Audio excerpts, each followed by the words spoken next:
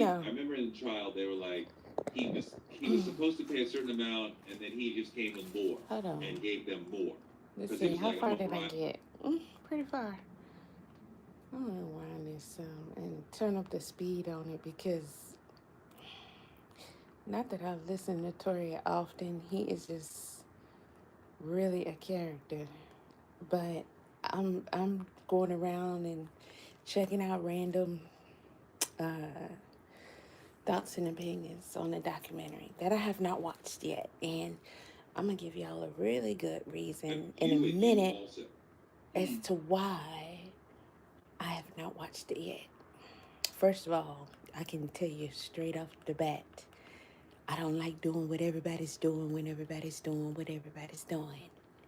Everybody's running to go see the documentary, and that's never been my style. Hit the like, you're here, hit the like. Okay? That's never been my style. So I automatically go against the grain on that type stuff. And I mean, this one is really easy. I've said it several times before. I have seen and heard enough, and I'm 49 years old, so I've been around. Okay? And our generation, we all loved hip hop, and it was something to love back then too. Not so much anymore. Not so much anymore. But you know, whatever. But that's on y'all. We had eyes. Okay. So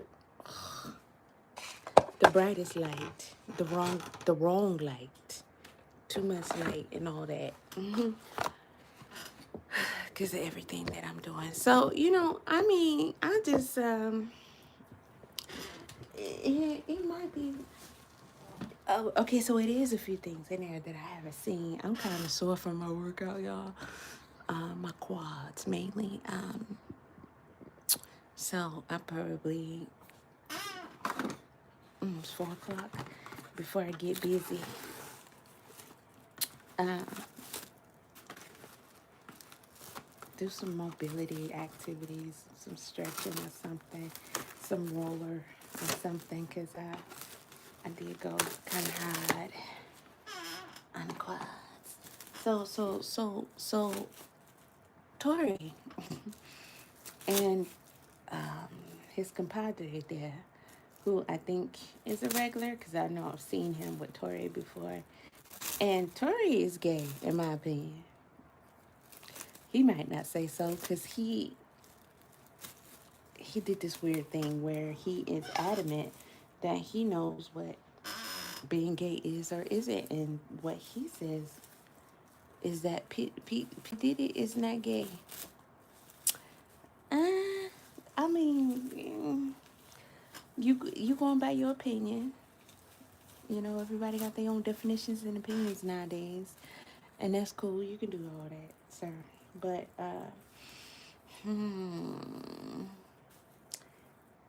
he sure is fruity, and he likes boys. He like booty. Okay, he likes sleeping with males. So at the end of the day, it's for what we saying. Yeah, I'm gonna get in my ignorant. I wouldn't say the N word, but I'm gonna get in that bag, cause I don't do this often. But I say he gay. You can call him bisexual if you want to. He don't even want to say that.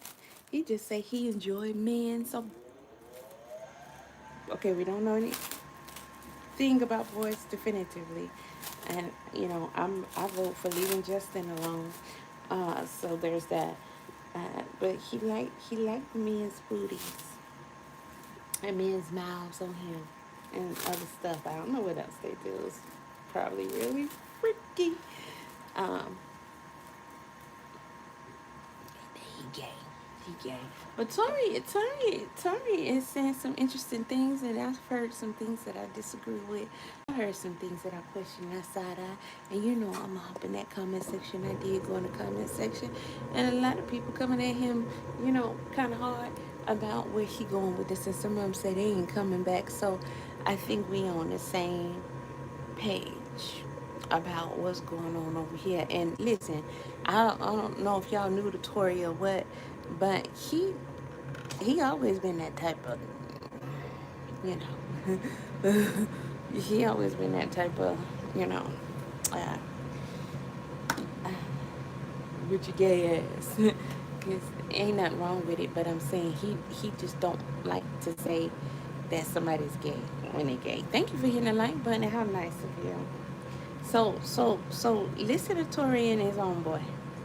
College is framing because it's talking about what we're talking about. We know what he's accused of. We know all the negative things surrounding him, the things that he did, which we'll get into. We know how you guys feel about Diddy. But let's talk about a documentary and a hit piece and how things get put together, especially that one Biggie scene where they try to connect it to the death. Yeah, when they're talking about March 9th and driving into that, and again, we're talking about just the way that a documentary frames things and uses pieces to make a point. You see Big on his back doing an interview wearing the red shirt, no glasses, so you see the eyes are going in different directions. And he's talking about his fear of getting shot.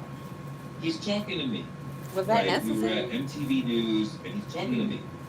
And I was talking about that because I had already interviewed him for the New York Times, and a big part of that was talking about this is the first album, not the second album. I am afraid. I mean, obviously he was not alive when the second album came out, but like this was part of the first album rollout. When he's saying that he was afraid of the street. He was not talking about the game. This was way before East West. He was not talking about Pac and Suge. He's talking about the street of New York. Somebody might get him. He was real in the streets. But, you know, I got to be out here living, showing you my thing. I got to shine. I got to floss. I got to, you know, be myself out here. But that's what he was talking about. But when you put that right next to March 9th, trying to build a case that he was nervous, Kurt Burrow saying he didn't want to be in LA, and then something happened. This is the circumstantial evidence of like, cramp up on y'all. Put him there in a bad situation so that he would get shot. Quads. The interview did not happen then. It happened years earlier. What I know from that time, from my man Cheo Coker, was the last man to interview him days before this happened in LA. He very much wanted to be in LA. He was very happy. He chose to extend his stay in LA because he was having a great time. Because the weed was good. So this is the very beginning. This is the beginning. This is where they're starting off at. So Tory wants to say, hey, I was doing an interview with Biggie. Okay, good for you, Tory. You landed that interview because that's what you did back then. And, you know, you was good at or popular. I don't know. So, you know, we okay, cool. Let us know. Good for you. Good job. But he said Biggie was not forced to stay in LA or coerced to stay in LA by Diddy or tricked to stay. He didn't use these specific words, but that's what he's trying to say. That had nothing to do with Diddy whatsoever. That Biggie wanted to be in LA and he was not afraid. He was actually having a good time. Now, he's going to go on and he's going to mention, got a green tongue, y'all, chlorella. But he's going to go on, he's going to mention how there was some violence, threats of violence, and, you know, just threats and things like that. And it got a little uncomfortable. He went to the mall. There was this incident. He skips over the incident, so he's not going to tell you what it is. Because it doesn't help paint his narrative. But he says that Biggie, who is bigger than ever, and I'm talking about not how he sang his song, I'm talking about how he sang the song. Yeah, he was big, he was huge. Biggie probably was 4, 5, 600, I don't know. He should have been on my 600-pound life. He had the car accident, he was on a cane, and he was jacked up. Being in LA at that time, and you coming to promote your album when they're having a see, let me tell y'all about how when we grew up. Let me tell you something how this went. Universal, you know how with us black folks a lot of things are universal. This was universal right here.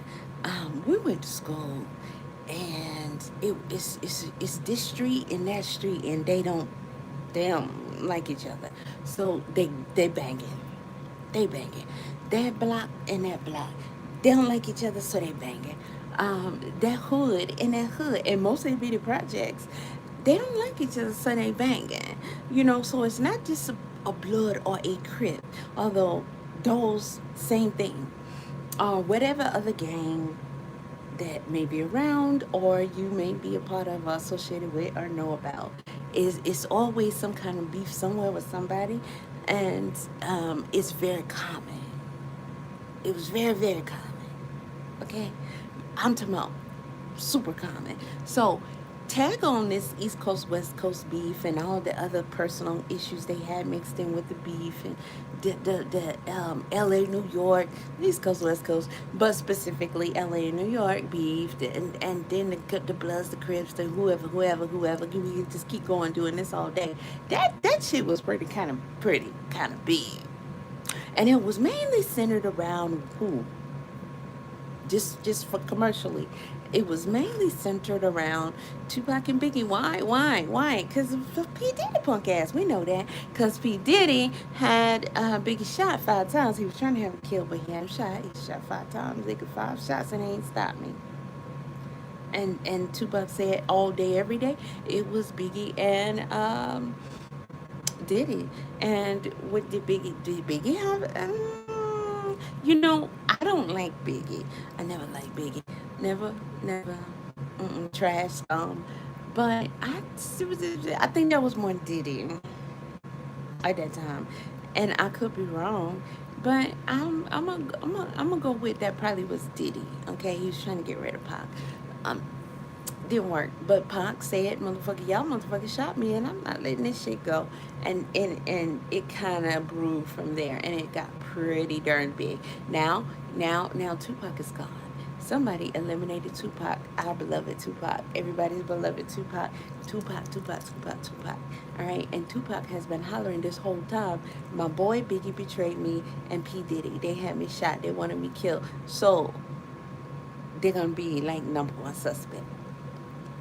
Okay, number one suspect all the way around the board. And the little chain and the fight and all that, it could play a part. Yes, it can. But who's going to be top suspect? It's going to be Biggie and P. Diddy. Uh, that coming in my hood, coming in my block and showing out and doing your thing, especially after the dead homies. See how y'all smoke packs and stuff? No. There wouldn't have been none of that bullshit back in the day. Okay, you smoking a pack, you gonna be the next pack for sure, guarantee. You're not gonna do that and get away with it. And we didn't have social media, which probably was a good thing, because even more people would have got, well, I think we would have had a more etiquette, because we actually follow rules. So you just don't do that. You don't do that. For Diddy to set that whole thing up and tell any of his team, especially Biggie Smalls, the biggest money maker, the biggest pot of Diddy Dirty Money, or Biggie, whatever, Bad Boy, whatever he had going on at the time. That was just dumb. That's like you put him on up for slaughter. So the first thing me and mine's people I talked to said when we saw that is, oh, he wants Biggie to go too. So we right, he did Tupac, right? He did, yeah. We was saying it then when it happened. He eliminated Tupac, and look at here, he's offering Biggie up. You can see it all over P Diddy face the entire time. Okay, the entire time, the entire time, and the moves that he making and everything like that, it just all spoke for itself. There's no doubts in our minds. That's another reason why I haven't watched the documentary yet, because I'm seeing all these people coming out with did, and it's like, where have y'all been? Because this information has been given to us all this time, and so, oh, y'all just didn't believe it. You want to keep supporting him. You want him to get bigger and bigger, and now you want to say, oh, did this, and he did that, and it's like, well, this is not your first time hearing this. Did you forget that you heard this before? Okay, well, what about Biggie and Tupac? Oh, now you saying he did do this to Biggie and Tupac, and you saying it like you so surprised about it. Where have you been? Okay, what egg did you just crack from? And that's how you was born. Because, bitch, I've been here 49 years and we always knew that Diddy is responsible for both of their demise. We been knew that, and a lot of us been saying it publicly, me personally, since the early 2000s. Okay, nobody will never forget 96. Okay, I had a youngin' that year. And I would always say, boy, you was born the year we lost Tupac. Just ugh, Diddy. That boy didn't want to be in no L.A. First of all, he was deeply disturbed, and bothered and disturbed by what happened to Tupac, because it was all happening, and he saw things that we don't know about. He heard things that we don't know about. And do I think he suspected Diddy of a lot of things, including what happened to Tupac? Absolutely. Do I think that Diddy was purposefully showing his hand to Biggie, because he knew he was getting ready to get rid of? Absolutely. Who was Biggie gonna tell? Who he gonna run to? Who he gonna run to? Nobody. I think they were having their own little personal showdown. Some things that we've seen try to predict this. I want to say that that movie that came out about, cause y'all remember they had this punk ass movie about Tupac, went to the theaters. They had a movie about Biggie. They did better with the Biggie movie than they did the Tupac movie. That's my opinion. And I'm definitely by it. Nobody can play. Don't y'all ever have nobody, no harm against whatever Demetrius. Don't nobody get to play Tupac. We don't do that. Okay, so mm, we done with that. And it was terrible. Either way it go. Um, in the Biggie movie, I believe that they was showing round about the LA time some tension between Diddy and Biggie. And I said, that's interesting, because somebody didn't just think that that would be a good addition. No, it's there because it's meaningful, because they really feel like that there was some, or somebody gave some information that they were having some issues. What could those issues be? That's not the only place that I've seen or heard of that. There are others. And I do think, knowing the kind of food that Diddy is, I do think that because he's this, I can't diagnose him, but this is just my assumption. He's a nasty, evil scumbag, like, that N word everybody's using, narcissist. I know them. I know them. I know one right now. And boy, I'm okay. I'm just gonna do that.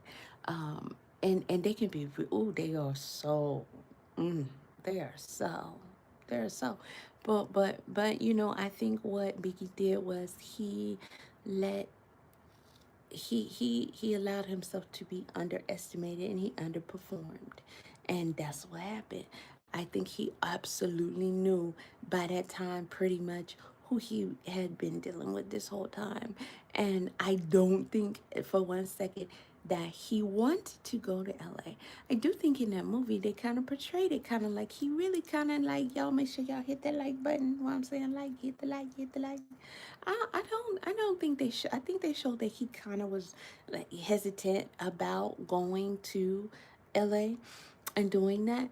But some of us, again, that was our era. Okay, that was our music era, and we was around then. Like, we was around then, homeboy, and we remember that. Nobody, nobody, find somebody. If they say it and they don't have it on tape from back then, some kind of VHS tape or something, some old flip phone footage or something like that, a beta maybe. It didn't happen. Okay, if they just somebody that had a camcorder and they got them saying, I agree with Biggie going to LA right now. They wasn't saying that. So if somebody tell you that they was really in support of Biggie going to LA back then, they lying. Nobody was. Only the diddler. He's the only person that was like, yes, let's go to LA. AKA, Biggie, you go to LA right now. Nobody thought that was a good idea, no matter whose side you was on. Nobody thought it was a good idea. And I can guarantee you the West was shocked and offended. Like, did y'all, oh, y'all really? Oh, really? Oh, that's what we doing? Okay, that's what you don't do. That's what you don't do. As much as I love the New York song, do you know how offended that was? Even though they say it was homage, paying homage, it wasn't really a diss, which it, it it was a diss. It was a diss. Okay, the, they did that's that shit that beat everything, but it definitely was a diss. But they had to try to turn it and say it was homage, right? Because the niggas wanted to get out live. Um, Coming down there to promote your album to um say who does that. I'm Big Bad, ex Tupac friend, who we both blew up. Him before me, he kind of schooled me, helped me, and he telling y'all, me and my boy shot him, tried to get him killed. Now he gone, and here I am, and I'm finna be the man. I'm finna be the man, and I'm here, and boom, boom, boom. Now I'm coming to your place to promote my shit with a stupid song called "I'm Going, Bang, Bang." To count like LL Cool J, did you sign off on that? Did he need to? I don't know, but it's trash, right? And we remember the threats. We remember the shit talk. We remember the trying to catch your ass anywhere at the mall, anywhere. We remember people having real shootouts and people dying because not only they already banging, because somebody just killed somebody just Tupac. It's Tupac. Um, you come here right now? Yeah. So that was ugly. Okay, go do some research and listen to some facts. Listen to the officers to tell you they did that all on VLAD. Told you about how many people died and how long they fought. And when I say fought, I'm talking about pow. Along that time and after that and because of that. So do you think for 1 second that Biggie wanted to be in LA? No, he didn't want to be in LA. In fact, people say he said he didn't want to be in LA. And his own mama said it. I say all that to say this motherfucker here full of shit. Toure, your ass is full of shit and it ain't in you. And I started not to listen past this part. But this is the biggest reason why I haven't watched the documentary yet, because y'all coming out here telling me saying he killed Biggie and Tupac. And I'm sitting up here like, are y'all fucking serious right now? You needed that documentary? You needed that documentary to tell you, first of all, anything. Secondly, that. And it's like I'm all diddied out. I done seen and heard all I need to see and hear. I'm pretty much. Well, only thing you can really do really with me is just bring out some more people that he did something to that I didn't know about. Okay, I didn't know about the ex-assistant that he was tearing that ass up, and other people. So everybody around him, safe to say, he's the type where you must sleep with him. Who else was that? Nature Boy. That's how Diddy was, apparently. He was Nature Boy. Like all the chicks that came there, and we believe men too. Or excuse me, males. My bad for calling y'all men. I didn't mean to do that. But all the males that came there had to give it up in service in some way, sexually to Nature Boy, and all the women, whether or not he let you think that was your girl. And that's why I'm inclined to believe Chopper and Freddie, although I think they were foul and wrong for talking about Sarah business like that and ratting out what she did with Diddy. And I think that Chopper was hating. Yeah, because you a chatty ass nigga. Out of pocket ass nigga. Uh, you getting fatter too, boy. You better watch that. Uh, Freddie, I think Diddy got Freddie. Hi, sent Candy. I hope you old enough to be here. It's 3, 4 o'clock in the morning, so I'm gonna assume you are, cause my mouth ain't right and my language ain't even no better, and the subject is just horrible. So did he get Freddie? I believe so. I believe Diddy got Freddie and he took his girl. When Chopper say Freddie and Diddy had real beef, I mean clearly they did, and Freddie confirmed that. But before he confirmed that, because he was not happy about his shit being talked about, but then he goes and talk about Sarah. And not only that, if I was her, instead of trying to act like you ain't do what you did, we understand, girl. Diddy wouldn't have touched me because I wouldn't have never been around his punk ass. Never liked him from the day I laid eyes on him. Knew he was a devil, but I we we just understand what type of monster he was dealing with. That's why I say I understand. Other than that, you know, hey. But Freddie, sometimes people are so dysfunctional, they don't understand that dysfunction. They don't understand what that means. They don't understand that others that are around you, that are your peers, that are your cohorts, that are other people that you're dealing with, they are also dysfunctional too because of the same shit and other shit too. Like they all had their own stuff that, from their lives. And then they all here in this freaked up situation. And I don't think they fully understood the situation they was in with Diddy.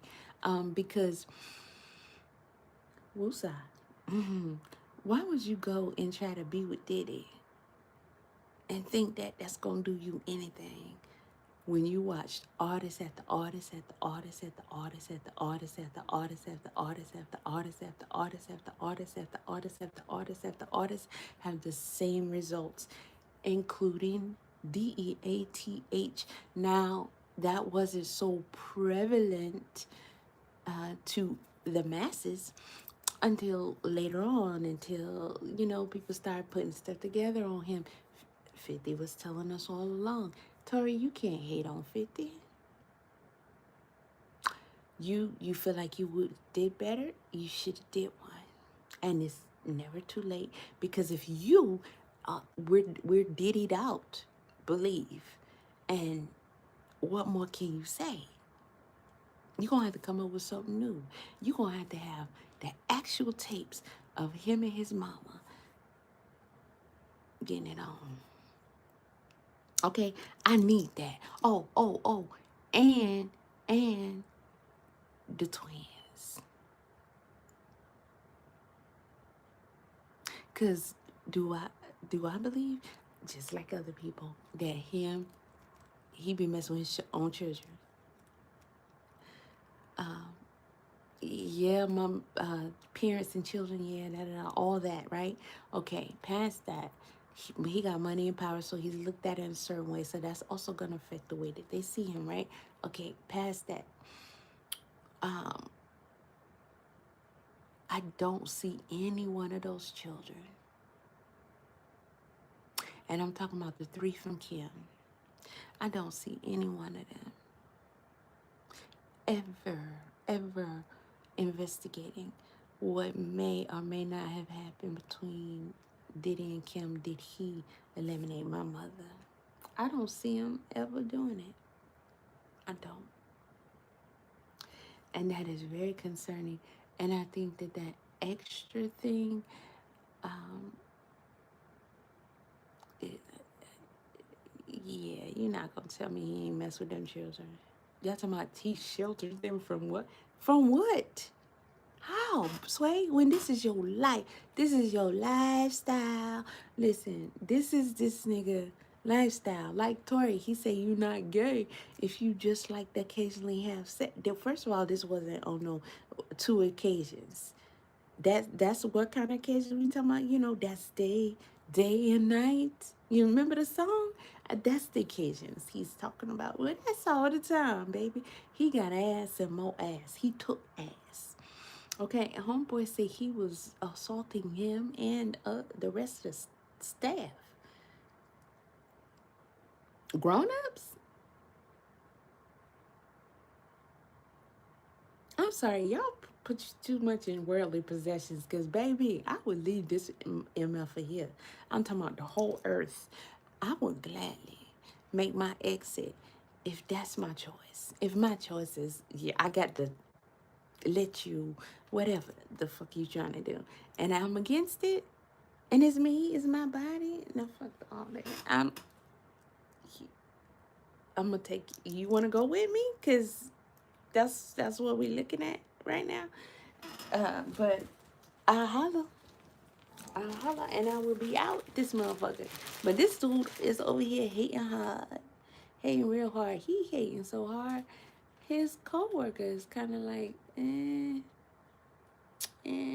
Well, since I haven't seen the documentary, and that's what makes this also delightful because I can only banter against this in any form based upon the shit I already know and I already seen and heard, right?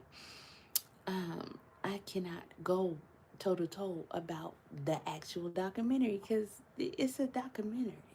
It's not that goddamn big of a deal to me. I'm not basing what I think I know about Diddy or believe about Diddy off that document. Am I proud of 50 Cent for doing this shit? Yes, of course. Especially with the accolades he's getting from everybody. But I've been listening to 50 for years, his books, and he has I guess you can call him um I can't think of the word, but he puts out damn near courses, if you will. I don't know no other way to put it. And lots of it. And I have a pretty extensive collection. I listen to 50 often. And y'all think he goofy play and all that? Come on now. He was right up there neck and neck with Diddy and Jay-Z and he always been at least number two. Y'all the one who say, Diddy, Houseway, what's the talent? What he doing? That raggedy ass dance he do? That goofy dance? The corny insecurities of it all. I just can't. How could you be ever infatuated with somebody who is clearly so overly insecure and such a little bitch? Me. It's gotta be about me. After she called him out, y'all should have been ashamed to even get this man any credit again. Because all you had to do was be like, oh, my dumb ass, he is and everything. And then from there, you can't. They say once you wake up, you can't go back to sleep. That's a lie. Or maybe your ass just don't be waking up. I just don't understand. But I'm not surprised if they may have done an excellent job on this.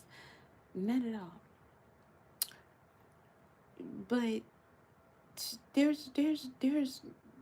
I don't need the documentary to tell me shit about Diddy. Motherfucker, he did it. We've been saying he did all this shit. Now, Toure makes a point here. It's coming up. The girlies were, he had That is really interesting, and it seems like it's the only thing that I agree with him about. However, just not in the way that he is, and I just may think, when I haven't seen a documentary, this is just an assumption, but Diddy could, I mean, 50 may not be finished. specific problems. Like he went to the mall and people were, let's say, rude to him in a way that was unusual. In LA. Right? In the radio, they were like talking shit about him in a way that was like way beyond the pale. So the town was showing like some fuck you energy, but Big was having a great time. So Kirk Burrows' story that Big didn't want to be there does not at all fit with the reporting that It is bullshit. Listen, hit the like, y'all, because there's 5 people watching, and I only see 1 like, and you're not doing your part, baby. Actually, when it's in this mode here, forget what you call it, but all you gotta do is tap, tap, tap like you on TikTok. Tap, tap, tap, and then the heart's gonna come on, and that means you like the live. Now, this Negro is saying he was having a good time in LA. Well, if you're from New York and you're in LA, Baby, off the weather alone, your ass is in heaven. Palm trees gonna have you mesmerized. Now, you with your friends, of course y'all are gonna have a good time. But are you shooketh to walk at the goddamn door to stand by your hotel window in LA at that time? Yes. Especially after going to the local radio station thinking that was gonna fly. Listen, baby, let me tell y'all a story. Let me tell y'all a story. Story time, real quick, real quick. So I don't know what grade I was in, probably eighth grade. Back in our day, going out to the club was the thing. Going out to party was the thing. House parties, juke joints, fucking. We go all the way down to A&T in Greensboro, all the way here, all the way there, boom, boom, boom, boom. Me, I never was a big party girl, but everybody partied, right? Parties, parties, parties, and clubs. I don't know why our young asses had to be in a club, but that was just what it was for us down in North Carolina. I don't know about where y'all from. So much so that they had teen clubs. They made teen clubs. And teen clubs were all the rave. And they would have, they started getting artists to book at the teen clubs. So now we can have the freaking celebrities come and do a show at the freaking teen club, just like they do at the big boys and girls club. We still in junior high school, okay? And we can go and see special ed. Special ed came, baby. That's Merc on the Dirty Merc. On the Dirty Merc, I can't remember the name of it. It used to be a church, it's done been some everything. But it was a little teen club, and it didn't last too much longer after that. But Special Ed came here with that bullshit. He went to our local radio station, and he was just, a little arrogant. It's something real ignorant about Vietnam people. They don't like all that. We getting out the mud out here because it's Vietnam, and you trying to floss? What you flossing for, nigga? We both. What you flossing for? I that's pretty much what the mindset was, and you know, he was just a little arrogant and pretty niggas. They didn't do pretty niggas. Like the guys in Fayetteville, North Carolina back then, they didn't do pretty niggas. So that was already a strike against them. So you come into Vietnam and you gonna go to what, 99.1, you gonna go to 103, and you just gonna be all arrogant in you just being a celebrity. You being special because I got it made, okay? Everybody loved that song. Everybody loved that song. And it's cool, but you gotta think about it. Dudes from the hood, when they trying to rap that song, it's kind of a scar. It's really hard for them because they know they don't got none of that. They don't even really know what half that shit is you talking about. If this got dirty, you got Cascade, nigga. What the fuck is Cascade? You can't Google it because we ain't had the internet. What the hell? He said some other shit. And they like, okay, we know about Army because that was a military town. So you got the Army Brigade. Okay, you bad like that? Okay, cool. Talk. Now, when you go, he went to the teen club and he didn't even get to finish his performance because he just wasn't feeling him. And they just started stomping this nigga out. They ran that nigga all the way up and down the dirty Merc and took his chains and all that and ran him on up out of there. Okay, and so he was lucky that his security got him on up out of there. Now, see, that's back in them days. That's back in them. Actually, it was before that. It was before that, maybe by 2-3 years, just 2-3 years. But that is the atmosphere. Do you think Biggie funky ass stood a chance in LA? Go look for some footage. Go to YouTube. Look for the footage, baby. Look for the footage. Hit the like button before you leave. All you gotta do is tap the screen. Tap the screen. Okay, y'all be whoever be clicking on this shit, y'all be some hoe. Not half, but whole bitches. And I'm calling you a bitch because I don't want you to come back. I want you to come back. If you can't hit the like button, stay your. I'm just gonna zip my hoodie up because that's about 10 cuss words I really want to say, but I ain't gonna say it because we on social media. However, you think Biggie and them was there trying to promote your album and your whack ass song and all that. And Tupac just got killed. And we not gonna see you. Like, we not gonna just see you. We gonna look for you. We gonna look for you. Okay, they was looking for him. You can look. You can find it. I'm pretty sure it's on YouTube somewhere. You could find it to know what that atmosphere was like back then. To know what the life was about back then. To know what the codes were back then. We already knew. That was the dumbest thing he could have ever done. We already knew that he was in the biggest danger ever. And then to see the radio interview and then y'all still stay. You still stay? Of course he got killed. Of course. Of course. We could have put money on it. Of course. So Diddy knew exactly what he was doing. Now, I say all that again to say this motherfucker he lying. I don't care what he talking about. I don't know what he on. The way his face is looking with them thing froze like that, he on some shit. Toure, somebody said it's time to cut your hair too. But to be talking about Biggie was having a good time and he wanted to stay in LA and all that stuff, he put on an act. He put on an act when he did his radio interview and just any public. He put on an act. Cause what else you gonna do? Start crying? Beg your mother to come get you, escort you up out of there? Cause that's the only two options he had. Did he have an option to say, bitch, come get me then? Why would there be an option? Because who would do that? Let me remind y'all. We talking about Biggie was in LA. Not New York, not Chicago, Baltimore. We can just, Texas. I'm talking about he was in LA. And this is after Tupac got killed. Just in case you don't know or you don't understand.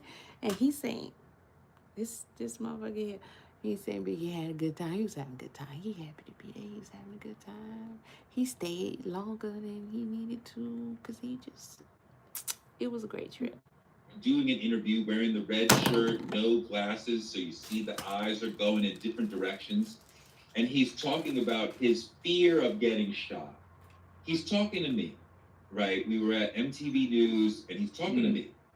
And I was talking about that because I had already interviewed him for the New York Times, and a big part of that was talking about this is the first album, not the second album. I am afraid. I mean, obviously he was not alive when the second album came out, but like this was part of the first album rollout. And he's saying that he was afraid of the street. He was not talking about the game. This was way before East West. He was not talking about Pac and Suge. He's talking about the street of New York. Somebody might get him. That's the street of anywhere. But, you know. Which also applied to LA. Living, showing you my thing. I got to shine. I got to floss. I got to, be myself out here. But that's what he was talking about. But when you put that right next to March 9th, trying to build a case that he was nervous, Kirk Burroughs saying he didn't want to be in LA, and then something happened. He's not making no sense. This is the circumstantial evidence of Puff put him there in a bad situation so that he would get shot. The interview did not happen then. It happened years earlier. What I know from that, I get. Okay, my man. Sorry, just stop because I'm trying not to cuss no more. I get where he's trying to go with this, right? He's trying to say that they took his interview. See this nigga's hating on this documentary real bad, and it's so obvious. And it's some punk bitch shit. And I ain't even seen the documentary, but it is. If you can have people coming out like this, and I've watched so many reviews, then it was a good documentary, right? It's acclaimed, and I'm part of a documentary group. Every Sunday, we have documentary night, and it's a big deal. It's academic. It's not nothing to play with. So I do believe that this has been accredited to be a very good documentary, right? What's the hate for? What's the hate for? So he's trying to say they took his interview and they tried to place that with him also speaking that way about being in LA. It don't matter if he didn't specifically say that about LA, which he wouldn't. Who is he gonna say it to? He gonna call his mama or God? Because those are the only two people that he's gonna actually say, I'm afraid to be here. I'm afraid. Which from the document, from the actual documentation that we have, that footage that we have seen concerning that, he did not hesitate to express his doubts, and and even from the footage, the movie um, that they did. Whoever produced, I don't remember who did the movie. They were showing a lot of problems and tension and everything. And listen, let me tell you something. What Toure is clearly ignoring here. When it's your time, I can't say all because I am not the one, right? Most people know. Most people know. Yeah, ahead of time, at that time. Most people know. And it's usually ahead of time. It's some interesting about death. I mean, it's final. It's final. This is your only exit you're gonna get, as far as we know. This is the only exit you're gonna get. So you think it's gonna be weak? You think it's not gonna have all these uh, perks and things that come with it? Part of it is knowing. My mother absolutely knew. My grandfather knew. They were able to say to me, "I am leaving." Okay. Sudden is all of a sudden somebody pop out you in the head and you didn't expect it, but you still may have known for weeks that your time was coming. You just like, well, I don't understand. I'm not sick with what's gonna happen. I don't know, but I believe I'm about to. Did people say Pac knew? Biggie, from all things I can remember, was moving as if he was concerned about his life ending soon. Was he not stating these things in his lyrics anyway? So it doesn't matter if it was something he said in relation to that, or did or showed in relation to that, that was specific in Turing's opinion to New York or what have you. It does not matter. It's still all the things that he was going through and the feelings that he was having.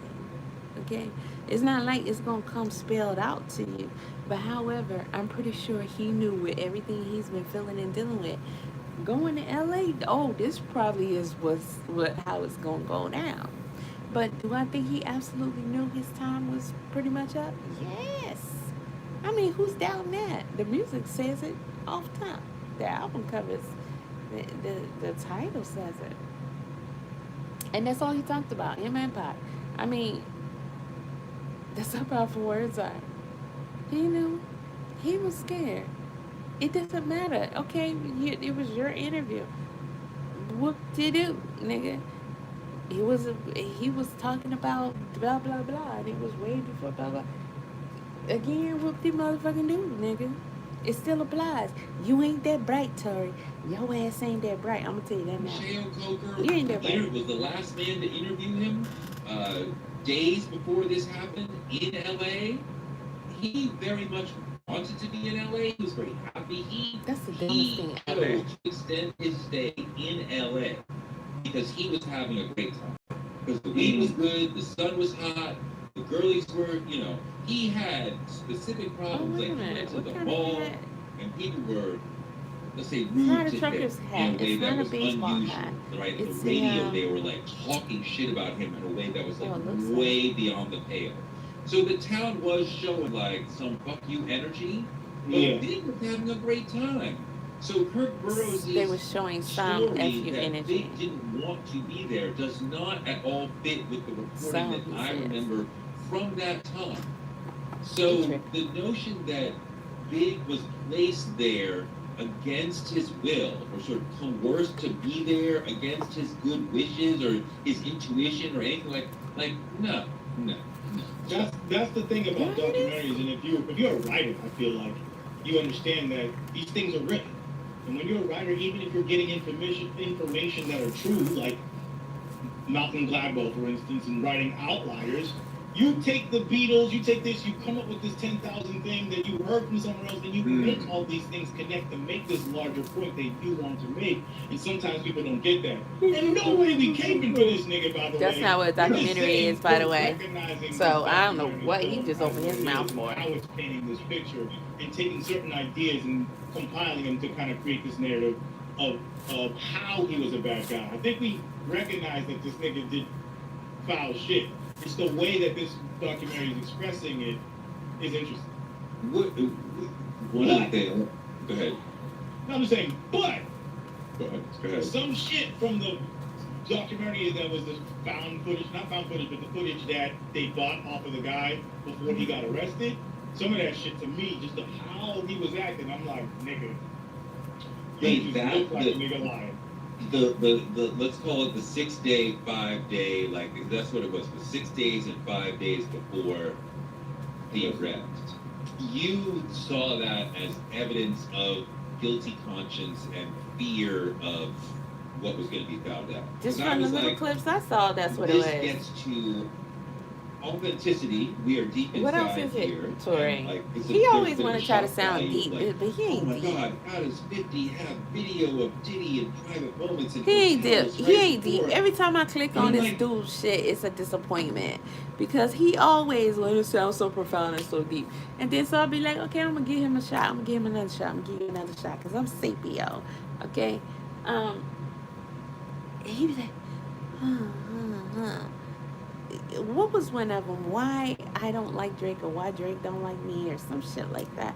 And I was like, that was pretty okay, but it's annoying how he try to act like you're supposed to be like, oh my God, this nigga is just brilliant and he's very intelligent and this is a masterpiece. He sound like that's what he expects for the reactions to be with everything that he says. Like, boy, shut the fuck up. Does he actually say or do something that is so shocking that's like, oh my God, I can't believe you?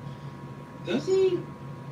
No, like we said, it's a framing of the 6 day framing is really good because it helps you see that actual time period before he gets arrested and then paints him all the way since he was a kid why he's this bad guy his whole life, right? That's what it does. But the one thing I'm saying, like the one part, just for me, when he was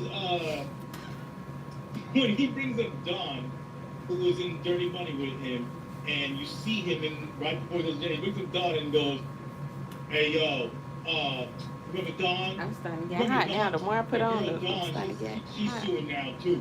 Ain't that crazy? That's what I'm saying. Like I know that face. I know what the niggas lied about, like where he was. Because I know I probably got sent to like 90 and shit. You remember Crystal? She said that I was with her yesterday. Wasn't that what you? It's hard for me to get warm and then Damn. Real bad. That don't look right. Yeah, the Diddy's Dirty Money situation is a lot of mess in it. Because Kalani is in here saying, I needed him. Before they move on, I'm inclined to kind of agree with them on that. I think that you guys can be very annoying because you're very simple. And I think a lot of the reactions are a little bit overboard. The parts about before he's about to go to jail. Okay, I didn't watch the documentary. However, I've seen they fortunately has shown some clips of it, right? So I can turn on my TV, watch it at any time, and I'm actually on the fence whether I'm actually even gonna watch it, but I know I'm not going to do it anytime soon. But from what I saw a man of power who is analyzing his situation, and he knows what it is. He knows what he's done. He knows enough about court proceedings and the law to know pretty much where he stands in this.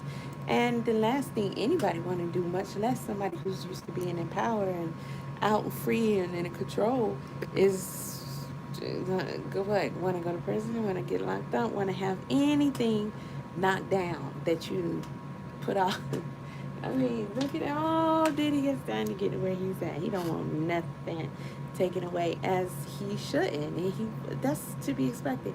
So what is he doing? Oh, he's behaving like somebody that don't want you touching nothing he got going on. That could be the most dangerous person ever. If a motherfucker say don't fuck with nothing, okay, don't touch my shit. Don't change well nothing I got going on, cause this is what I got going on. And then especially the freedom, so play at your own risk, but he gonna pull out all the stops, you can believe that. And so for people to be surprised, like, oh, because you're not in a position where you can do that. So yeah, it would seem kind of, I don't know, exaggerative to Favor you, of life, and all I just that needed shit. 5K. I don't know. And he said no. And he'd turn around 10 minutes later and say, I need a favor from you. And like, damn, you behind me. Like, what the fuck? The griminess meter on what is actually true and has evidence to support is bad enough. That's the thing. That's why when you say these things that you can't really prove, whether it be, like you said, how they're saying Biggie didn't want to be there and he kept them there, whether that can't be true. The other things that are true, like the fact that you requested to pay for the Biggie's funeral with his make it like recoupable, that thing that's been brought up, or the actual footage of you beating on I just Cassie don't. makes you feel I like just any don't. I just don't with the funeral shit. Like, I'm so over it. Uh, I know it's traditional to have a GoFundMe, and I don't got no room to talk no more than the next person, um, who may or may not be prepared. Because I have children, grandchildren. I'm not gonna sit here and say, "Oh, line them up. You can line them up right now, and I could bury all of them. I got all my ducks in a row." Blah blah blah. But typically, that's how America is kind of built. Like, we're supposed to know and understand that we're supposed to be equipped and take care of our own burials. That's generally what that is. And you're supposed to prepare in advance and make sure that is covered. That's one of your peace of mind type things.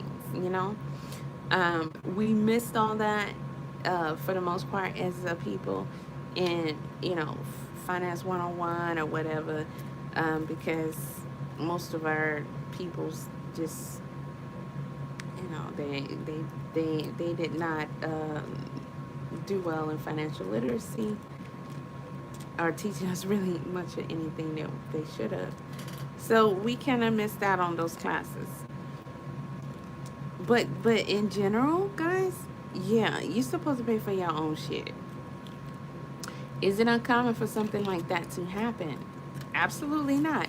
Because first of all, if who else gonna do Diddy's? Who else gonna do Biggie's funeral than Diddy? First of all, so that's not even the trip. And of course, he gonna have it the way he think it is. Um, so that's not a trip either. It's gonna be probably more so about how people want to see how he do, because you know how he do his parties. So this is Biggie. So yeah, you're gonna have to eat that too. Everybody gonna have to deal with that. That's again Diddy. And would he pay for it? No. Why would he? That would be a dumb thing to do. As far as a businessman, when you're the main one controlling his money anyway, and you know that you can charge his estate. He is one of your clients. You can charge his estate. He's supposed to pay for his own funeral. Yeah, he went out, he made it elaborate and all that, but would y'all have, I guess, I don't know, I didn't watch it. I just seen people in the street, blah, blah, blah. I think there was a carriage. I'm not sure. I'm not a big fan. But everybody's saying it was elaborate.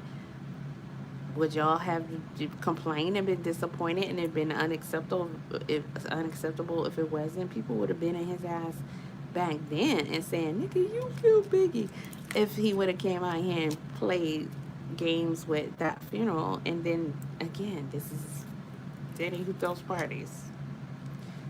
That's a party for. Does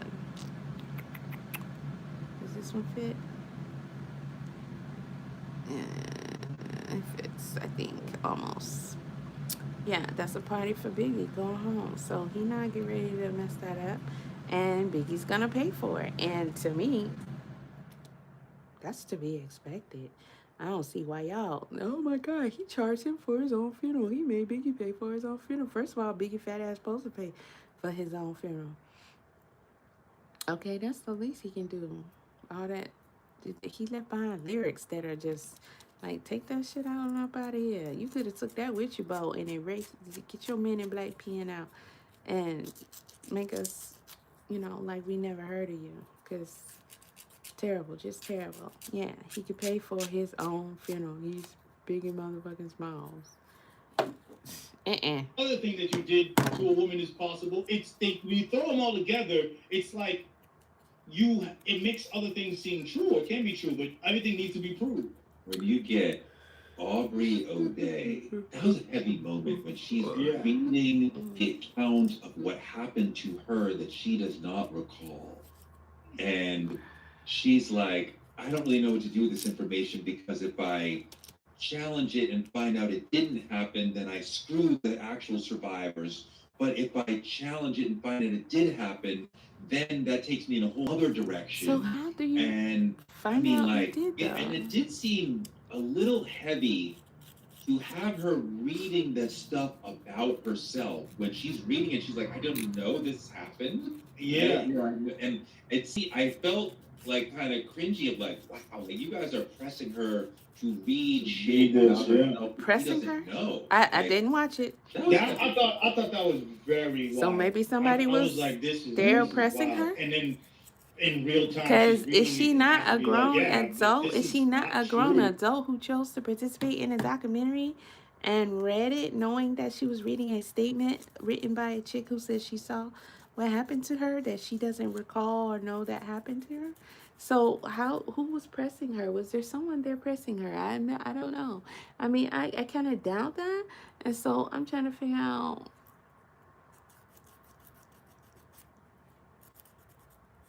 What the hell? Like, what you saying? I don't want to make this person look like everybody's lying. I don't want to, like you just said, I don't want to make it look like people are lying on him. And if it is true, it's like, this is fucked up. Like, why? I don't even recall any of this. I thought that was crazy to see. When watching it, at first I didn't want to even truly watch this because I didn't like some of these documentaries, like when it's about assault and all that stuff. Like, what I'm saying? It's just heavy type stuff. So yeah, like, let me pause real quick.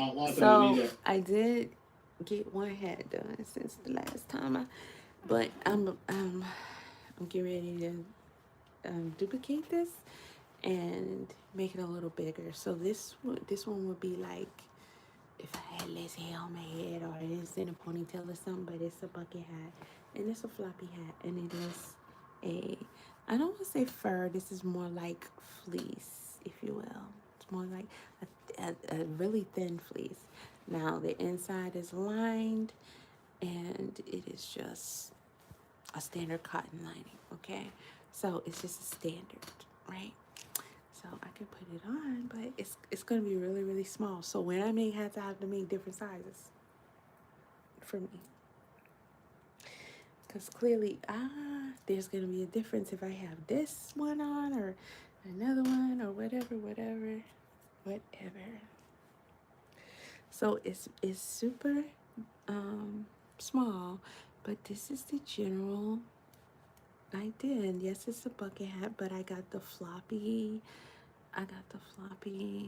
brim. So it's kind of like my witch's hat, I guess. And so the other one is going to be just like you probably can't really tell that it's too small, but maybe you can. I don't know. But it's a little small. So the next one that I make is going to be exactly black like this, and it's going to be thicker, and it's going to be more like the Max 70s kind. And I'm going to stop right there because I got some more that I'm doing, and I'm going to kind of show you as I go along. But there's that, right? And I got one that I'm going to go somewhere real quick. And I was going to sew it up real quick because it is red and whatever. And I'm just overdoing the red because I got on a whole red athletic suit. And I mean, the city, of course. But the next one I make is going to be a bucket hat. It's going to be stiff, and it is going to be this pattern, which I have a bit of, and I couldn't wait to use it. And it's been years, and I have not. This would be the first thing I made with that, and there will be matching accessories. You can believe that. So this is going to be one side of the hat, and this is going to be the other side. And this actually is just from a tablecloth that I had, and part of my fabric collection. I collected a bunch of tablecloths from, I don't know, it was like a Goodwill or something. I don't, you know. So yeah, so it's already cut and everything, and it's going to be stiff. Like I said, I got the stabilizer in it. So there's that. Then got another one that's cut, and this one is going to have a little thickness to it. So I have it lined here with it, just the level right here. It's gonna be thick, and this fabric I love. I have done nothing with it. I've had it for years, but I only have, it's not a clean cut because it was a bag of random fabric that I bought, I think from the thrift store years ago, and it just had random pieces that, you know, somebody, oh, they cut and did something and then just they want the rest of the fabric. I'm like, you threw that away, and it was $1, and it was a big old black trash bag full of what you call scraps. But you might get a whole tablecloth of fabric. You might get a couple of yards, but just it got one cut in it or something. And this is a pattern that I got, I want to say almost 2 yards of just, it's just randomly been cut into. So I was just like, oh, I would love to make like not a shawl, but a swing coat or a throw or something with it, and match a hat and all that. And I'm still leaning on that. But I definitely went ahead and did a hat. So this is gonna be a bucket hat, but like I said, it's gonna have that thickness to it. So this would be one layer. It's gonna have that little thickness to it right there. And this is a beautiful pattern. I love the colors. I love the pattern. I love it all. And it's fall, right? Even though we're in winter. This hat is going to be a little bit, you know, extravagant, like the black one that I'm gonna make. So I can't wait to see this, and I can see at least, or I don't know, a bag or something to match with it. But I do think I have enough to do some kind of throw or something like that. So I really like this fabric. Right, so that one is coming up, and then I have the fleece cuts, which are over there. I'm not even gonna get up and go get them, because I'm gonna shock y'all with that. Okay, I'm gonna shock y'all with that one, because I'm gonna make one of them into, I guess you could call it a cowboy hat. Okay, I made out of fleece. And I started putting some patches on my coats. But I made a mistake here, and I broke my needle, so I gotta change that out before I continue. I'm just tightening up my nails real quick. So yeah, there's that. And let's see, I got one on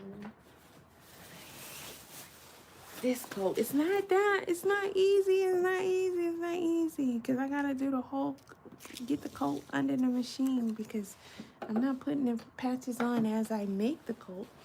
I'm putting the patches on after the coat's been made, and I make the patches and then put the patches on.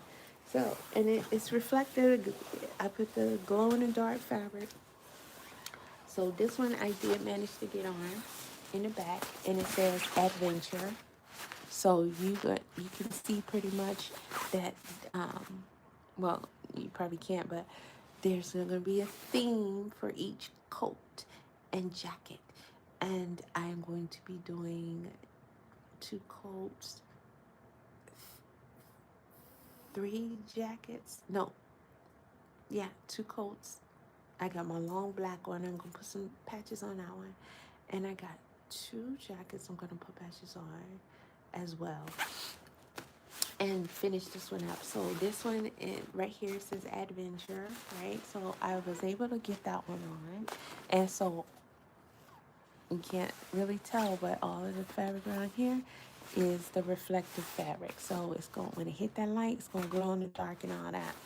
So I was working on one on the arm when I broke the needle, so I didn't get to finish it. But this is just saying mountain outdoors. I'm not gonna get too much into it yet, but you can kind of see what kind of theme this one is gonna have. And the hood, I put the patch on here, but I have not sewn it on yet. And this one, if y'all was here when I made these patches, says detour, okay? So we're going somewhere with this one, right? We're going somewhere. You'll see, each one has a theme. Each one has a theme, but I think detour being right on the top of the hat, of the hood. Oh, my bad, y'all. On that one is going, is fly. I think that's the move right there. So what I'm about to do is just finish this up, because I'm about to go somewhere real quick. Energy, but this wasn't so much that. It was more so about painting a picture of this man. You know what I'm saying? It was more about that than these assaults, which was kind of Does it come through to you? Because I mean, like, you know, I've known this world of Diddy-ness. I knew Andre Carell very well. You know, I mean, like, I'm watching this, looking in the background, like, oh, there's Tracy. Oh, there's Norma. There's so and so. You know, people I know from way back. Whatever. Does Kirk Burrows' inclusion in this? Because in a large part, this is the Kirk Burrows show. Right? Yeah, completely.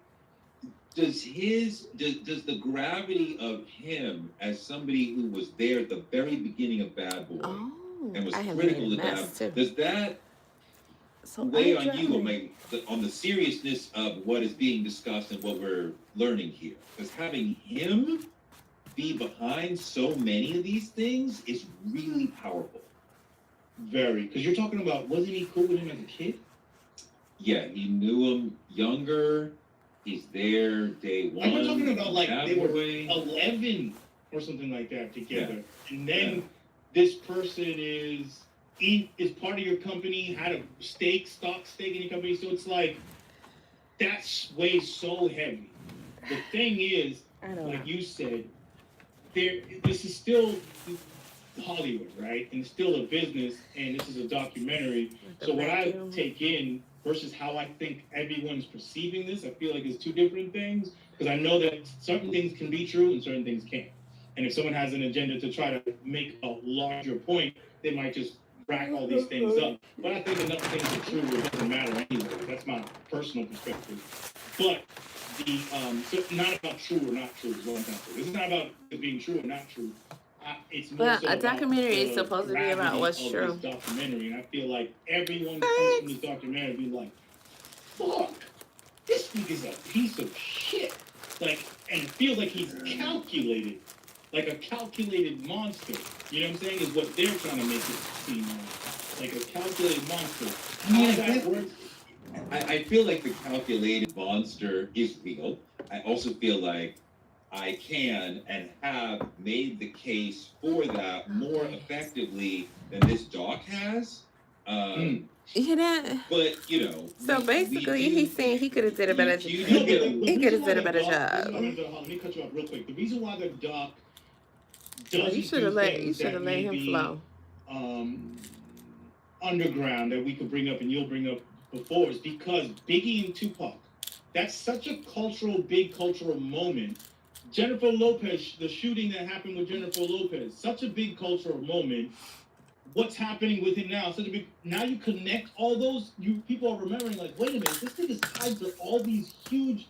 If you're a millennial, you're like, throughout my whole life, this has all been happening. These are some of the biggest moments in entertainment and most controversial moments in entertainment, and he's connected to them. And now if you make them all connected and then present them as a calculated monster, it holds more weight for people who are on the outside, the casual person that just knows P. Diddy as a celebrity. No, We can only And get that's through why this they use it. chlorophyll. No, I mean, I see so it. I mean, that be clear. that is accurate and can be told and explained far better than this doc actually does. I do find it powerful that they go back to the beginning. His mother is a very interesting sub character in all this. They clearly try to paint her as kind of wild, kind of. They paint her. I'm not saying she is or is not, but the documentary wants us to think of her as either promiscuous or perhaps sexually liberated, right? So that they were having these like wild parties at the house where Puff would have been part of that and seen that. And even the moment where I believe he was with James Lipton and they're like, oh, my mom is here. And she's like, I used to dance. I don't know if she said dance. I used to be in the after hours spots. And he's clearly uncomfortable. And he's clearly like, okay, let's move on, mom. And like, if she was married to a big Harlem drug dealer, she was aware of the life. She's probably in life. I'm not saying she's dealing, but I'm saying that she's in the nightlife, right? She's not sitting at home and like, doing laundry. So I mean, the documentary definitely wants you to think that he came from a sideways home that was perhaps not the best for a child, and thus whatever brokenness you get after that starts there, right? So we're starting off attacking. Y'all hear what he's saying? I kind of thought some people were probably being a little extreme in the comment section against Toure. But after listening to this video, I get it. I'm with you, because what? No, he did grow up in such an environment. And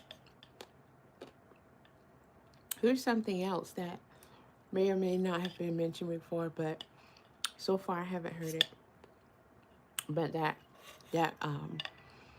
private or Catholic or whatever school that was, I'm pretty sure there was some things that happened there that contributed as well. Right? Possible. But Janice, the home, her way to grow up, she's running a brothel and doing all this other stuff. I have a couple of other people that I can do videos on. We talk about how they were like Diddy, in their time. And they did the extravagant parties. What's the one woman? She was the first woman, billionaire, millionaire. She had the hair grease, the hot comb and all that. Sad story. She left all her money to her daughter. Whitney, her birth daughter. Y'all hit the like button. Thank you. She adopted the girl. And the daughter ran through that money very quickly. But she was known for her Diddy parties. Okay? Or let's say more like Janice parties. But kind of Diddy parties. And she's not the only one. I can do this at least 2-3 times overall for what I can think of on the top of my head. No, that's not an environment that's going to contribute to a healthy child or adult, Toure. That's not hearsay. And here's another thing. I don't know that this, The Reckoning,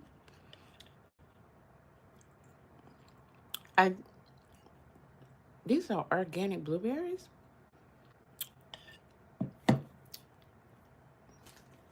Are we sure? That's not real. The raspberries, okay. blackberries. Okay. Then I get to the blueberry. I'm like, what? Bro, where you get this from?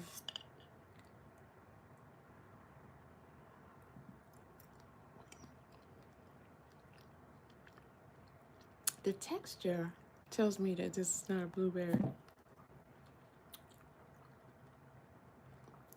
I can't even really chew it. It doesn't even make sense for me to even continue to try to chew it. Because I know that this is not a authentic, healthy blueberry that I'm eating. I'm eating berries. Something I need to eat. Berries are supposed to be full of antioxidants and everything like that. So, blackberries, strawberries, see right? Okay, no suspect. The everything else, but these blueberries, you get a piece of juice and then the skin and the meat, if you call it that. It's like it was printed, modified, something. And they charge us more for organic. They don't none of this food, don't none of this stuff be real, y'all. None of this stuff be real.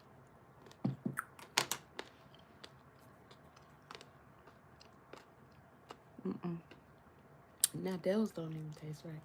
Somebody like me, that is just a disaster.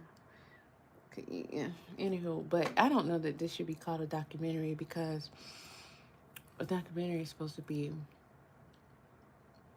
about the facts, not speculation, not it's up to what you want to believe and all that. Again, I'm part of a documentary group. It's pretty major, and one day get stuck there. All right. I'm pretty familiar with what a documentary should be. Things that lead you to speculation, leave open-ended, this kind of suggestive. It seems like this is more suggestive than anything else, and that's fine. But to also call it a documentary, you're gonna have to call it something else. There's words out there that you can use and apply to it that outside of that, but okay. His mother in this piece. Sticking to my teeth? Yeah, that was interesting, and it's like, I'm like, how much of that do we know? I know that one part where I feel like the same way you feel about the Biggie clip, about the clip of her saying that she was working in nightclubs or something like that, was to try to prove that maybe he's learned this wild stuff from his past. You know what I'm trying to say? Which you learn. That's it. And how come he's just now showing its ugly? His whole perspective and how he acts comes from somewhere, but also being so ambitious to be in this world and willing to do whatever will make you probably want to see that in the people that you're hiring and all that type of stuff, and it just keeps getting higher and higher the higher you go. That seems more of a reality where there's got to be something that's dark there or trauma or whatever, and then when you move through the world and you have no boundaries, you're going to feel boundless and do crazy shit. I mean, yes, for certain. The boundlessness that they start to refer to when... Yeah. I mean, the man, after Andre Harrell, the man never had another boss, really. He's been working for himself since he was like 24. Andre Harrell wasn't even really his boss. Multi-millionaire and famous since he was That's like 24. why he paid for him and like getting away with all types of crazy shit, since he was like 22 or something. How old was he when CCNY happened? So I mean, like, yeah, he was still a party promoter in that. And I didn't even know about that because I'm young. You didn't know about CCNY? Not at all. I learned that from the documentary. Really? Did not know. Well, you haven't done any investigations on Diddy. It was way before my time. It doesn't matter about it being before your time. See, this is the kind of shit I'm talking about. And he's up here having what they want you to think is a somewhat sapient conversation about this documentary, and he's not qualified. Because before that, you got the documentary, and that's what you're talking on. But before that, you did no research on Diddy at any time, because you didn't know shit. How can you not know about the school, the gym, the heavy D, the celebrity was celebrity basketball thing, and what happened with that? How can you not know about that? That means you didn't do no research on Diddy. That's so many people. Oh, so He was frustrating. promoting a celebrity basketball game. So it's like there's going to be a basketball game, and then all the artists of the day are going to perform. So it's EPMD, and I believe he said Father MC, and like Heavy D, and like people who are hot like that, people who are in the Those puppy lineup. universe, who he as a promoter could get to. Because before he was, but when he was at Uptown, before Bad Boy, he was one of the illest promoters, party promoters in the city. His parties would be huge and lit and fun, and he was on a whole nother level as like he's clearly the best promoter, at least on the black club sort of side, without question. Well, Toure doesn't Um, understand that and that's never been Diddy's personality. He's never been a people person. He wanted to be popularized for having the best parties because he wants to be known for servicing you with everything and being the best at everything.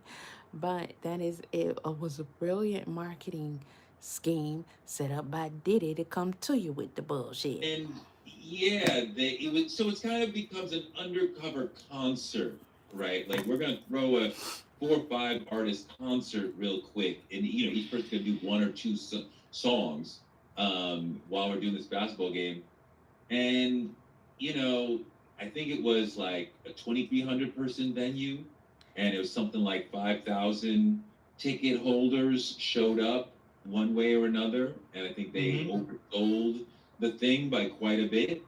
And when there were people who wanted to get in and people who wanted to get out because there were too many people and the doors would not open the reverse way, right? Yeah, so all these people are getting smushed against the doors. And then when people realize what's going on, there's a stampede. So I think it was 9 people who were like 17, Yes, 18, 19. I think one Wow. of them was like 9. 27, 28, but most of them were like teenagers, like late teenagers. And yeah, niggas thought his career was over. Pivoting. What career? I don't think that he killed Pac. And I know the documentary, that is the main thing that the documentary wants to convince you is true. That he killed Pac and had something to do with Big's death. I don't believe it. I don't believe Keefy D. I don't believe the coincidence. Because he's alone. Because he said that's a good question. Pac Why? said to a room of over 40 people, $1 million. That was an exaggeration. No, the nigga said 40. No, I heard that too, but do what? So it doesn't matter. That's if you want to start doing that, then we can't. I mean, like part of the thing. You can do it, but he can't do it. He needs more people.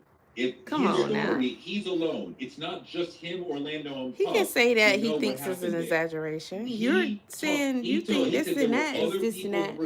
So you think that they went home and said nothing? Show knows exactly who shot Tupac. Just because there was other people in the room doesn't mean they live by a different code. Okay, I mean, yeah, Suge knows. Okay, that's another person. I'm saying keeping. But Suge, it's been millions of years. Like nigga, they never said nothing to nobody. I mean, obviously, there's. I believe a wild coincidence to think the guy who was told to do this, his nephew somehow is the one that Pac attacks, which then gives them a situation where it doesn't look like they're the aggressors. No. What I believe is that Pac with other people, beat up a Crip, and the Crip came back and shot him. I don't think it's that simple. It can't be that simple because and here's my thing with that? Because you have that cop that's been trying to solve this forever, and the cop says he knows exactly who killed Tupac, right? But he didn't say who did it. And I mean, I don't know, who did he even talk to? I want to know who he fucking Well, he said that Orlando did. Okay.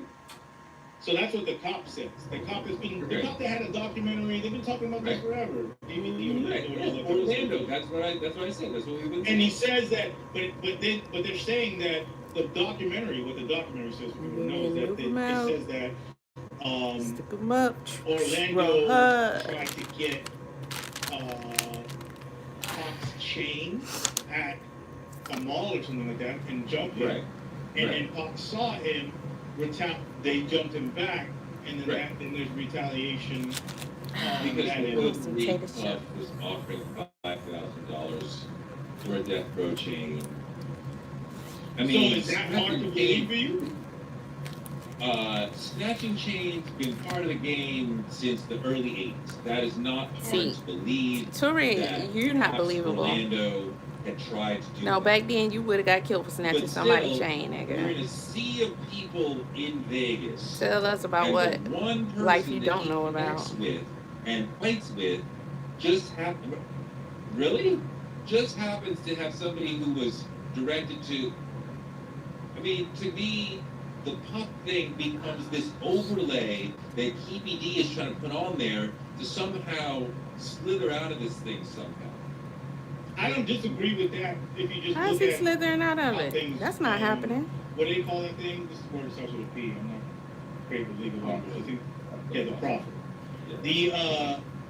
This happens all the time. I just made a mess. When you try to get immunity, this is what invented the snitch, right? It's like, how do I get out of this situation, right? So I could believe that as well. There being an involvement or the desire to put harm to Suge and Tupac from take this one off. The East Coast camp, that's back also to a possible. bit and then you When you think about it, that desire is there. It being a direct order hit type of situation. I no idea. That's for those who understand what I'm saying. I have no je ne sais pas, you know what I'm saying? We don't know if it's a direct order. But the way the documentary puts it, and if you were just a regular person, you're like, this nigga killed him. Because they set everything up like dominoes to make it look like this was a complete construction. But what I do think is interesting, I'm pretty sure a lot of rappers, as well as possibly 50 Cent, know a lot about that. Yep. About a lot of stuff. 50 Cent said this back then. Information to know the rumors that go. All this stuff we finding out, 50 was dropping it like, already. Why Pac died, why Biggie He's died. like, one day y'all gonna see what I'm saying is true. Within the people that knew them for a long time. Because there's literally people who were there. Okay. So what are you saying? I think it's interesting that to me, what he's saying, can you understand? It hasn't come out in such a clear way yet, except for this documentary. When I say interesting, it's like no. If this documentary is true, no, I could put that shit together for you. Diddy has flat out said a lot of shit over the years about. 50 has flat out told us a lot of things about what Diddy was up to before anybody was really talking outside of maybe New York. Puff and Pac is not really earned. This is almost entirely one person talking. No, it's not. And, no, it's not. Toure is so wrong. Pac's cousin. In so many ways. I mean, I really don't know. Sir, you might need to go see your doctor. I don't have a personal problem with brother, but I don't know what his specific because I think credibility something's wrong. Situation really is. And then we have PDiddy with a proffer. I'm sorry, I don't see enough people to then have it. So that proves. Okay, who gives a fuck about what you see? Talking about, well, you got the same ugly ass glasses on and you still can't see. So now we're believing the pigs. Okay. You're blind, baby. That's the dude You're blind to the fact. The cop that got fired, I think, for chasing this case for too long. Okay. I mean, I don't really. But I don't know. He's part of his own documentary. I See mean, how she's so dismissive there's of everything not you enough. say? The documentary does a bit of a bait and switch in that it spends a long time talking about the puff puff thing. Yeah, it does. Burn all these little things up, and then there's not really an end that's like proving. And it's kind of like if you And that's watch what a for a while, documentary is like supposed to we're talking about do. this, we're gonna, So and then you again, don't. sounds like But it's you were not a so long on the documentary. train of we're going to show you X, you believe that we're gonna get to Why X, is but we this never feel like really got cricket? there. And this does not really prove My that he baby ain't killed gonna be cricket either of again. them.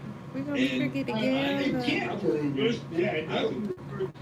you gotta go a little bit further than this, right? And I'll be the first one to say Puff did many horrible things to many people. Do you really believe And that, though? I think the documentary is a bit of a miss if its attempt is to destroy Puff's image, because he talks about 2 murders that he probably didn't do and leaves out a murder that he very well may have done. That would have been much more devastating. Which We one? should be talking Because about the Kim? Porter situation. Okay. That would be much more devastating. So okay, so and there's that a answers lot my. of It did. need So he above didn't the address stars Kim at all. winning Okay. people, right? Because you Okay. didn't know, you didn't hear this. I'm not surprised by you that. keep talking. I'm just I'm saying not. that with when we talk about Puff, Cause you the know, PDiddy situation, with all the beef that 50 and Princess Diddy was having over the years, because they did have a long-standing beef. I know 51. I get it, but when Kim passed away, 50 got serious, and I want to say first time he was completely serious concerning Diddy, and he said, you know, hey, this he loved her deeply. This has to be hard. Condolences to everybody. Condolences to him. Blah blah blah. And he was nice to him for a little while. He was, and then it changed back. Um, maybe 50 just kind of don't want to go there, or maybe he doesn't feel like he knows enough. Maybe people haven't brought him enough, or maybe it's just too iffy, because how much information is he really going to get on that? And it's going to just seem all pretty much speculative, as we have been with it even still.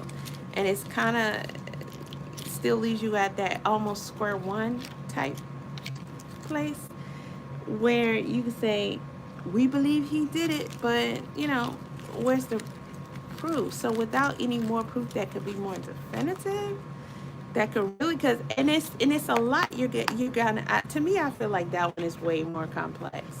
I just do, because you're saying, okay, she didn't have pneumonia, blah blah blah, and you know, if you're investigating it as an actual investigator, I'm pretty sure there's all kind of ways you can go about it, and all kind of things that you could use, and it can lead to here, lead to there. There's a method for it all. Um, you know, murder, nobody really usually has the perfect crime. So, but I think that would take a lot, and I ain't no telling how much collectively over the years Diddy 50 has spent, because I can do a whole documentary on their actual beef. You know, I don't want to take away from anything, because, 50 is kind of running the narrative that, you know, he just wanted to try and see if I was going to bite, but we didn't really have no beef per se. And yeah, they actually did, okay. A very costly one and very lengthy one. So, let's not do that, baby. However, I don't know. I think the Kim thing is just too complex. To me, that's a conspiracy theory. But the Kim Porter situation and what really happened there, I don't know. But shout out to I'll be sure though. Smoke there. It is suspicious that wherever you are, my brother, we stand with you. 7 years old with diet pneumonia. At that time in her life, the documentary says Kim dumped him, and then she disappears as a character. I mean, you know. You think they should have gone further into that? But if there's no evidence, is that because even though you don't believe the KPD evidence from the proffer, it's still there. It's evidence to connect it to. It's something that he said. If they don't have anything. I know. I'm saying it's still. He's absolutely right. This guy is, I don't know who he is, but he is so right in so many different ways throughout this thing. And Toure wants to. Some inmates speaking about what did or didn't happen. But, you know, we're going to do a documentary. If, you know, we can get some people to come sit in and say, I mean, look, I'll be sure. You rock it to the rhythm, the rhythm of the funky. So you have him sitting in the chair. Did you not ask him about Kim and the end of her life? I'm Maybe sure they they can did. out for your own girl. You better get out for your And own. Al is a much better spokesperson for that perspective than KPD is for the murder conspiracy theory. So I'm just saying, you know, if the goal was we're going to destroy this nigga's image, you don't think it achieved that with the masses? You know, you love me and you care. Already destroyed. But if you talk about, we think that he killed his wife, who's the mother of multiple of his children, not some nigga who was also trying to kill him, his best friend, but he wasn't really his best friend. He lied about that. And the other big thing that they left out, for a very long time, people have been talking about he's gay. Now, I don't believe that he's gay, but I do believe that it is quite clear that he is very much open to sex with men. I'm not going to get into it with you on whether or not he's gay or not, because I don't know. Gay is a culture and sex is an action, right? And, you know, I don't get into the theory, but like, you know, if you're not he's in that culture like, too. I'm gay, then you're not part of gay culture. But you can still have sex with men, and that's what So are you gay? I believe that he is not gay, but likes sex with men. Also, sound likes like somebody raping who's men. really in that. That's a different conversation. But you know, to know about that, you know. That for decades around him. But nah, I disagree with you there, buddy. But you can hit that like button. There's a lot of discussion, especially if you want your comment to stay. Among others, about he tried to pull in I respect boys, your opinion, girls, but nah. Boys, and get them locked into the bad boy system. And then see who's willing to give up the butt. You're willing to give up the butt? Okay, let's go. And then, so it's grooming and raping. I just don't get how you could just crave for all these different people. Like, baby, I can't crave. And interviews. And, you know, the casting couch, but in this direction, right? And I mean, did he do it with girls? Sure. But I mean, like, if you want the masses to be like, wow, let's talk about that. Like I'm saying, if you're in the planning meeting, and you're like, okay, we're going to destroy this nigga. We're going to tell him he's actually, you know, booty patrol and murdered his ex-wife. Been there, though. To me, that destroys the image. And those two things are largely, one is alleged and the other is true. And one very well may be true. To me, that gets you further than he might have told somebody else to kill Pac, which is bad, but I don't believe it, and I'm sure some people don't believe it. I mean, I don't know. I see people out here saying, "Oh my God, he killed Pac and Big." That's something. We don't care. You don't believe it. This documentary clinches that at all. I'll be right back, y'all. I can see. Obviously, I can see your point. But as a documentary, and as a casual, you watch this and you leave this.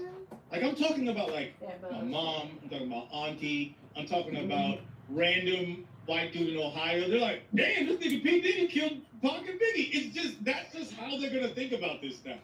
Because this documentary is that simple, it's so accessible, it's #1 in, like, 30 countries. It's that's what people are getting it, because people just take what's given to them, right? So that's what people are going to get from this. And those names are so huge, and that moment is so big that it's easy to attach it. And that's what I think the masses feel about it. Me, per se, my 100% with everything is always, I don't know. I know what, I know that I ain't trying to be around that shit. I don't want to talk about any of that shit. I ain't trying to be around that shit. Did you not know about the Steve Stout incident? That I knew about. That reminded me also about the Pac incident too. With what was it, with Men's Society or the director? But where Pac beat up the Hughes brother. Yeah. So I knew about that, the Steve Stout one. Actually was told that story. Yeah, that one I knew about. I didn't know about the basketball one. Obviously knew about the J-Lo story. But when you think about it too, what the documentary is doing, it's like these are all violent or sensationalized violent or horrific events, and somehow this guy has been connected to all of them, or he was around for all of them. And that's what this documentary does, is just say like, hey, you remember when this thing happened and people died? You know, Diddy was there, right? You remember this thing and that lady got shot? You know, Diddy was there, right? Remember Tupac and Biggie? Diddy had a problem with Tupac and Biggie. That's what it kind of does. I mean, look, you know, whether that's true or not, that's a different question. But I'm saying the doc definitely makes you, reminds you that, oh, this guy was there in all these moments. That's you know, he's reckless in CCNY. He invites too many people. There's too little security. What's up, y'all? Was he trying to hurt people? No, he's trying to make a bunch of money, right? He thought he could hustle his way into a bunch of money. He fucked up. Club New York, reckless. He fired the guy. Okay? He did. He fucking hit that girl in the face. But then he got Shine to fucking eat it. And so Shine had to go away. So, like, yes. What was the other one? Steve Stout. He said, I'm going to go beat up Steve Stout. And he beats up Steve Stout. Right? With the help of his goons, bodyguards, whatever the fuck. So now there's a lot of impulse control, spur of the moment. There's two incidents there of spur of the moment violence, right? You see that also at, you know about the UCLA story? What's that? His son Justin was a wide receiver, I believe. He don't need no at story. UCLA. You can tell. And there was I forget why Puff was there, but he was like at UCLA. Why was he there? Or something. Because his kid was on the team. Told him what he needed to tell him as a coach. Oh, my class, I didn't swear. appreciate it, and there's a confrontation in the not the head coach, but in the coach's office where Puff had sort of bullied him and menaced him with, I believe it was a kettlebell, and was arrested for that. You don't need no story. I was a little surprised that wasn't brought up, because that is surely mortifying to him that he got arrested at his son's college, right? Like, that would be horrifying. But again, moment of violence. And, you know, yes, did he beat up Kim? Yes. Did he beat up Cassie? We saw it. Bisa. Right? So, the beat up question for me is like, after seeing the Cassie video, it's just like, come on, man. Like, the Cassie video is not like a video, too, of like somebody having, I remember seeing a video. I made a mistake or misjudged. I have trauma issues. No, you beat her like she was an animal. Like it was like you owned this thing, and then she. Like he had zero one of the things ounce in the video is horrific. of care or respect for her. She sits there and holds the part where heart the kids beating. are like, I need to play dead or it'll You get worse. For her heart beating. Just play dead. Just play dead. I gotta wait. Dude. I'm used to this. I just wait till it's over. Did I hear my teeth? Yeah, she does wait till it's over in this, because finally he takes the shit and she goes the other way. Yeah. So I don't need to hear. So when I hear people be like some free Diddy shit and all this, I don't hear none of that fucking shit. I seen that shit. I don't give a fuck. I don't give a fuck what's true or not. I know what is true. That shit's not AI, right? Make sure that shit ain't AI. That shit ain't AI. Fuck that nigga. There's nothing to talk about. I just want to broaden it for a little bit for people, because, you know, people are like, where's Spells Bentley?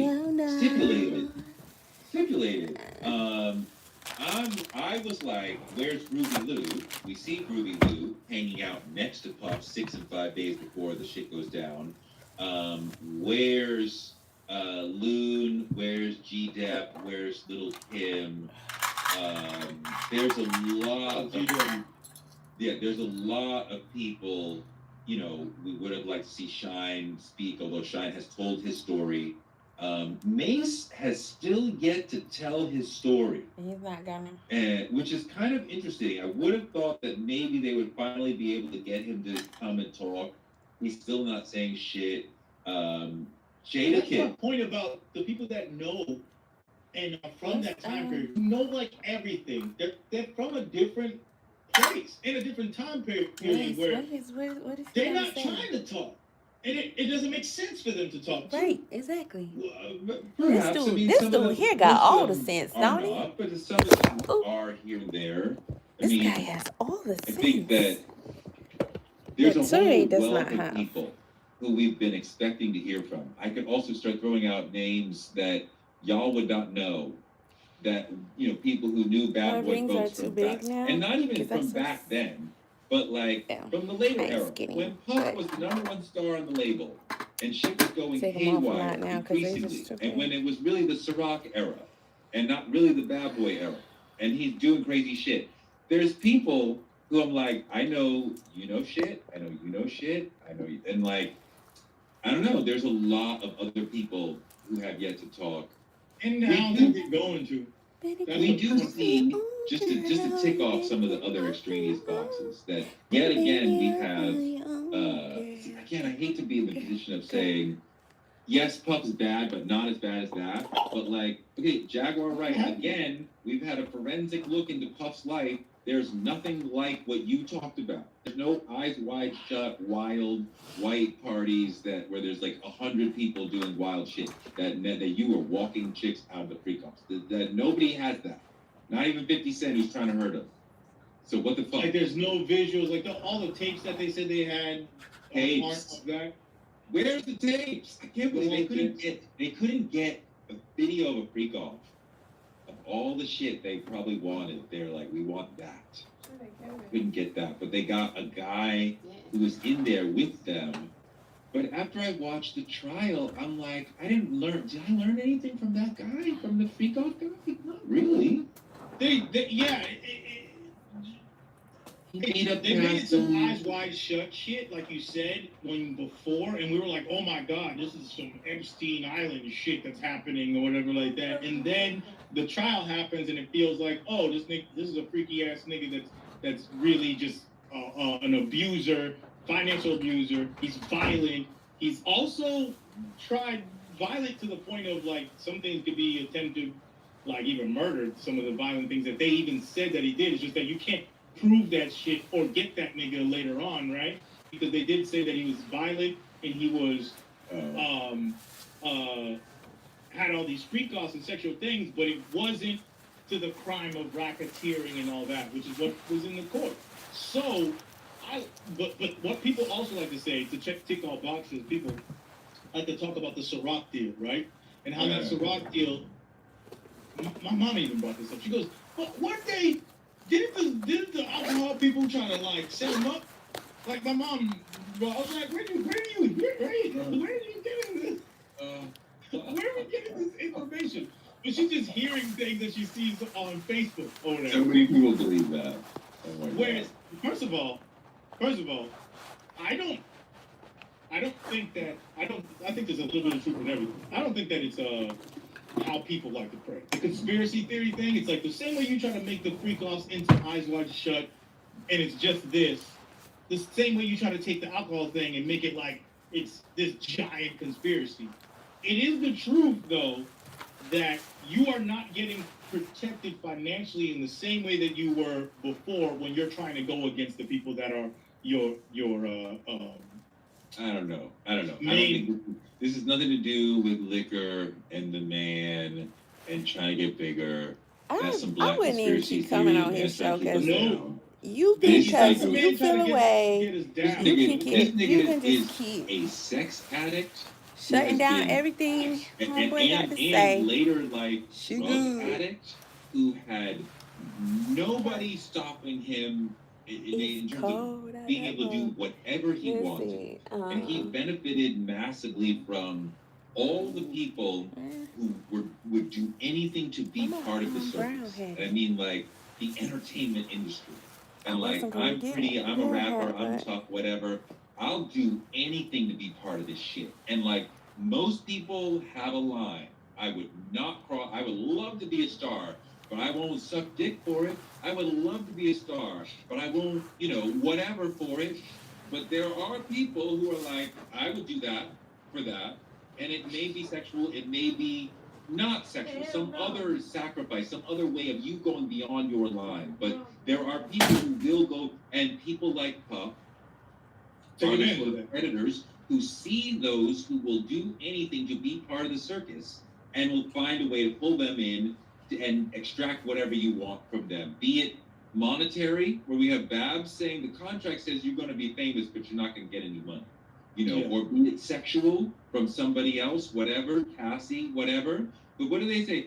Bitch, your job is to have these freak-offs. That's what he says, right? She says in the freak-off, I have work tomorrow. And Puff's like, this is your work, right? So being like, he understands how to create that power dynamic where you need him for everything and then squish you with that. And I think that's what's really people also enable that behavior too, and they become implicit, I feel like, in that too, because there are enablers. And when I'm talking about that video that they paid for to hide, the Cassie video, that was paid for and supposedly hidden, then found. Why was it found and who found it?